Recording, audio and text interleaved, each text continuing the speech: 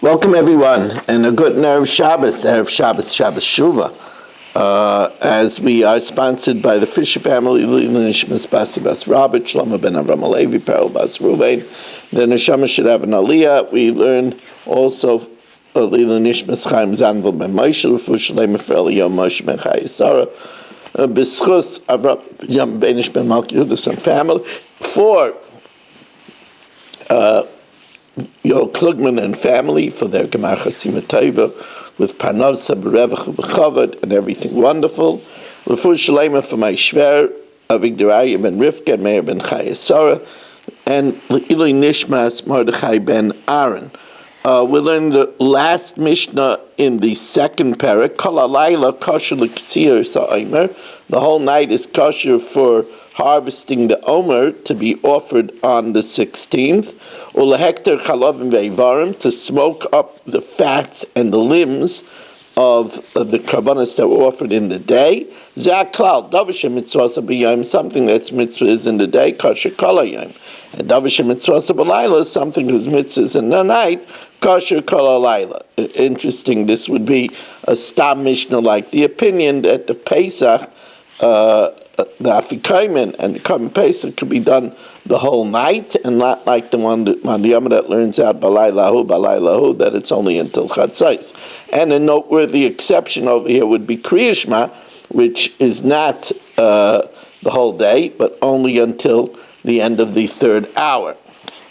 We start the third parak of Masechtas Megilla. B'nei ha'ir, if the townspeople shemachru rechayva shel ir, desperate for money, they sold the city square. Now the city square has a element of kedusha because on Tanesim, when the Tanesim are severe, they bring out the Aron into the city square when they daven there. So if they sold it, they could use the money like chimedam of Beis HaKnesses. They could buy a synagogue. Beis HaKnesses, if they sell the synagogue like Teva, they could buy an Aron which the Sefer Torah sits in. Teva, if they sell a Teva, like in Mitbechais, they could sell the mantle that actually dresses the Sefer Torah. Mitbechais, if they sell the mantle, like in Svarim, they could buy Nevi'im and Ksuvim. Svarim, if they sell Nevi'im and Ksuvim, like in Torah, they could buy Torah. Aval, but you can't go in the other direction. Avalim Machru Torah, if you sell a Torah, Lo Yikru Svarim, you can't downgrade and buy Nevi'im and Ksuvim. Svarim, you can't downgrade Lo Yikru Mitbechos, you can't buy a mantle for a Sefer Torah. Mitbechos, if you sell a mantle, Lo Yikru Teva, you can't buy the ark because the mantle actually sits on the Sefer Torah. Teva, if you sell the ark, Lo Yikru Beis HaKnesses, you can't buy a synagogue. Beis HaKnesses, if you sell a synagogue, Lo Yikru Es HaRechayv, you can't buy the city square. V'chein b'maisreim, and so is the halacha with the leftover money. The leftover money, if let's say you sold a Beis HaKnesses, and with that money you bought a teva, the leftover money also has the same restriction. Ein meichrin eshel rabim liyochid. You can't sell a synagogue of the community to a private individual. Why? Because beforehand they had a minyan and they said kedusha, baruch and kedusha and kaddish, and now a private person won't have that. That's the opinion of Rabbi Yehuda. Amrullah, they said to him, well, if that's the case, you shouldn't be able to sell from a big city to a small city. Let's say there was a Beis HaKnesses that bordered a small town, and the big town wants to sell it for the exclusive use of the small town. He says you shouldn't be able to do it because there's going to be less kedusha, less people davening there. And since we know that you could do that,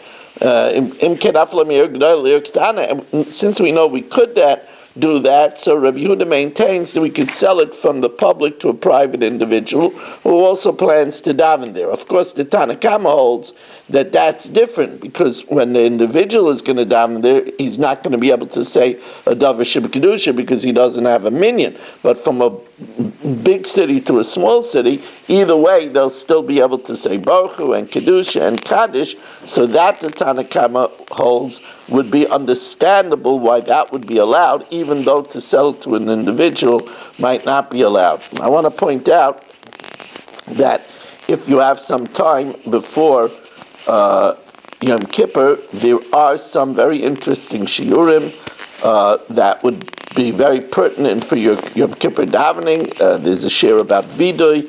There's a shir about Yom Kippur preparation.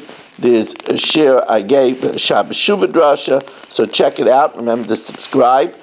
We are looking for a sponsor for the Sukkot shir, this week's Sukkot shir. Coming week Sukkot shir, 718-916-3100, rmmwsi@aol.com. Thank you for coming. Try to get to a shul even though it's raining for a Shabbos Shuvah Drasha, and have a wonderful Shabbos.